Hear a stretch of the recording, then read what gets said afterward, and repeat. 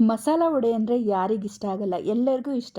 ಇದನ್ನು ಸಂಜೆ ಟೈಮು ತಿನ್ನೋದಕ್ಕೆ ತುಂಬಾ ಚೆನ್ನಾಗಿರುತ್ತೆ. ಟೀ ಜೊತೆ ಸ್ನ್ಯಾಕ್ಸಿಗೆ, ಮನೆಗೆ ಯಾರಾದರೂ ಗೆಸ್ಟ್ ಬಂದಾಗೂ ಸಹ ಸುಲಭವಾಗಿ ಮಾಡಿಕೊಡ್ಬೋದು. ಇದನ್ನು ಯಾವ ರೀತಿ ಮಾಡೋದು ಅನ್ನೋದನ್ನು ನೋಡೋಣ.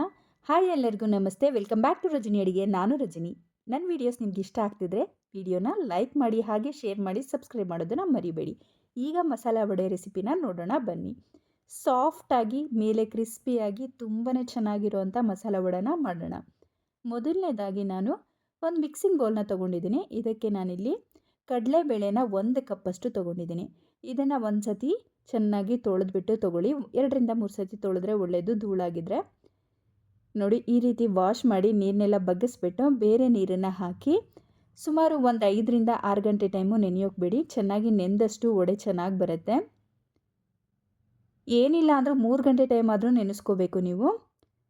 ಕ್ವಿಕ್ಕಾಗಿ ಮಾಡಬೇಕು ಅಂದರೆ ಬಿಸಿನೀರನ್ನು ಹಾಕಿ 1-2 ಗಂಟೆ ಟೈಮ್ ನೆನೆಯೋಕೆ ಬಿಟ್ಟರೆ ಬೇಗ ನೆಂದು ಬಿಡುತ್ತೆ. ನೋಡಿ, ನೆಂದಾದಮೇಲೆ ಯಾವ ರೀತಿ ಇದೆ ಅಂತ ನಾನಿಲ್ಲಿ ತೋರಿಸ್ತೀನಿ ನಿಮಗೆ. ಈ ರೀತಿ ಕಾಳುಗಳೆಲ್ಲ ಚೆನ್ನಾಗಿ ಉಬ್ಬಿದೆ, ನೆಂದಿದೆ. ಈಗ ನಾವಿದನ್ನು ನೀರನ್ನೆಲ್ಲ ಬಸ್ದುಬಿಟ್ಟು ಬರೀ ಕಾಳನ್ನು ತೆಗೆದು ಮಿಕ್ಸರ್ ಜಾರಿಗೆ ಹಾಕಿ ರುಬ್ಕೋಬೇಕಾಗುತ್ತೆ. ಕಾಳು ಮೆತ್ತಗೆ ನೆಂದಿದೆ. ನೆಂದಿರೋವಂಥ ಕಾಳುಗಳನ್ನು ಮಿಕ್ಸರ್ ಜಾರಿಗೆ ಹಾಕಿ ನಾವು ರುಬ್ತಾ ಇದ್ದೀವಿ. ನೋಡಿ, ಜಾರಿಗೆ ಹಾಕಿ ನಾವು ಗಟ್ಟಿಯಾಗಿ ರುಬ್ಕೋಬೇಕು. ನೀರನ್ನು ಜಾಸ್ತಿ ಹಾಕಬಾರ್ದು. 1 ಅಥವಾ 2 ಸ್ಪೂನಷ್ಟು ನೀರನ್ನ ಹಾಕಿ ರುಬ್ಕೋಬೇಕಾಗುತ್ತೆ. ನೆಕ್ಸ್ಟ್ ಇಲ್ಲಿ ಸ್ವಲ್ಪ ಚಕ್ಕೆ ಲವಂಗನ ಹಾಕೋತಾ ಇದ್ದೀನಿ. ಇದನ್ನು ಸಹ ನಾವು ರುಬ್ಕೋಬೇಕಾಗುತ್ತೆ. ಮುಚ್ಚಳ ಮುಚ್ಚಿ 1-2 ಸ್ಪೂನಷ್ಟು ಮಾತ್ರ ನೀರನ್ನು ಹಾಕಿ ಇದನ್ನು ರುಬ್ಕೊಳ್ಳಿ. ತುಂಬಾ ಮೆತ್ತಗಿರಬಾರ್ದು, ಹಾಗಂದ್ರೆ ತುಂಬ ತರಿಯಾಗೂ ಇರಬಾರ್ದು. ಈ ರೀತಿ ಈ ಹದಕ್ಕೆ ನೀವು ರುಬ್ಕೋಬೇಕಾಗತ್ತೆ. ಇದನ್ನೆಲ್ಲ ಒಂದು ಮಿಕ್ಸಿಂಗ್ ಬೌಲಿಗೆ ಹಾಕಿ 1 ಸ್ಪೂನಷ್ಟು ಶುಂಠಿ ಬೆಳ್ಳುಳ್ಳಿ ಪೇಸ್ಟ್ನ ನಾನಿಲ್ಲಿ ಹಾಕ್ಕೊಂಡಿದ್ದೀನಿ. ನೆಕ್ಸ್ಟ್ ನಾವು ಇದಕ್ಕೆ ರುಚಿಗೆ ತಕ್ಕಷ್ಟು ಉಪ್ಪು, 1 ಟೀ ಸ್ಪೂನಷ್ಟು ಉಪ್ಪು ಹಾಕಿದ್ದೀನಿ. ಕಟ್ ಮಾಡಿರೋವಂಥ 1 ಈರುಳ್ಳಿನ ತೊಗೊಂಡಿದ್ದೀನಿ. ದೊಡ್ಡ ಈರುಳ್ಳಿನ ಸಣ್ಣದಾಗಿ ಫೈನ್ ಚಾಪ್ ಮಾಡಿ ಹಾಕ್ಕೊಂಡಿದ್ದೀವಿ. ಆನಂತರ ನಾವು ಇದಕ್ಕೆ 1 ಹಿಡಿಯಷ್ಟು ಕೊತ್ತಂಬರಿ ಸೊಪ್ಪನ್ನು ಸಣ್ಣದಾಗಿ ಹೆಚ್ಚಿಬಿಟ್ಟು ಹಾಕ್ಕೊಂಡಿದ್ದೀವಿ. ಸೊಪ್ಪನ್ನು ಚೆನ್ನಾಗಿ ತೊಳೆದು ಹೆಚ್ಚಿ ಹಾಕಿ ನಂತರ ಒಂದು 3 ಹಸಿರು ಮೆಣಸಿನ್ಕಾಯಿನ ಹಾಕ್ಕೊಂಡಿದ್ದೀನಿ. 1 ಟೀ ಸ್ಪೂನಷ್ಟು ನೀವು ಅಡುಗೆ ಸೋಡಾನು ಹಾಕೋಬೋದು, ಸಾಫ್ಟ್ ಆಗಬೇಕಂದ್ರೆ. ಚೆನ್ನಾಗಿ ಮಿಕ್ಸ್ ಮಾಡಿ. ನೋಡಿ, ನಾವು ಹಾಕಿರೋವಂಥ ಮಸಾಲ ಎಲ್ಲ ಚೆನ್ನಾಗಿ ಬೈಂಡ್ ಆಗಬೇಕು.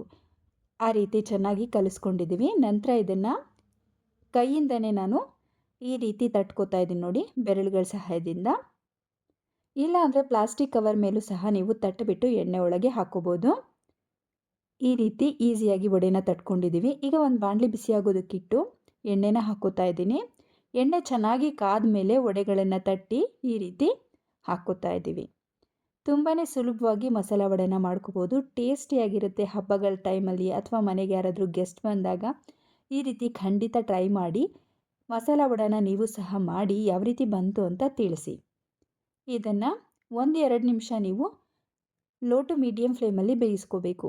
ಹೈ ಫ್ಲೇಮಲ್ಲಿ ಇಟ್ಬಿಟ್ರೆ ಕಲರ್ ಏನೋ ಬರುತ್ತೆ, ಆದರೆ ಒಳಗಡೆ ಚೆನ್ನಾಗಿ ಬೇಯೋದಿಲ್ಲ. ಹಾಗಾಗಿ ಇದನ್ನು ಲೋ ಟು ಮೀಡಿಯಮ್ ಫ್ಲೇಮಲ್ಲಿ ಬೇಯಿಸೋದ್ರಿಂದ ಒಳಗೂ ಸಹ ಚೆನ್ನಾಗಿ ಬೇಯುತ್ತೆ, ಟೇಸ್ಟು ಸಹ ತುಂಬಾ ಚೆನ್ನಾಗಿರುತ್ತೆ.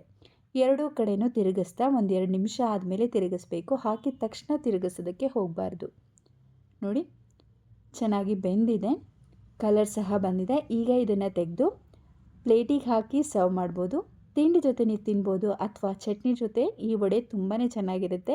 ಈವ್ನಿಂಗ್ ಟೈಮ್ ಸ್ನ್ಯಾಕ್ಸಿಗೂ ಚೆನ್ನಾಗಿರುತ್ತೆ. ಈ ರೆಸಿಪಿನ ಖಂಡಿತ ಟ್ರೈ ಮಾಡಿ. ಕಡಲೆಬೇಳೆ ವಡೆನ ಯಾವ ರೀತಿ ಬಂತು ಅಂತ ಕಮೆಂಟಲ್ಲಿ ತಿಳಿಸಿ. ವಿಡಿಯೋ ಇಷ್ಟ ಆದರೆ ರಜನಿ ಅಡಿಗೆ ಚಾನಲ್ನ ಸಬ್ಸ್ಕ್ರೈಬ್ ಮಾಡಿ. Thanks for watching.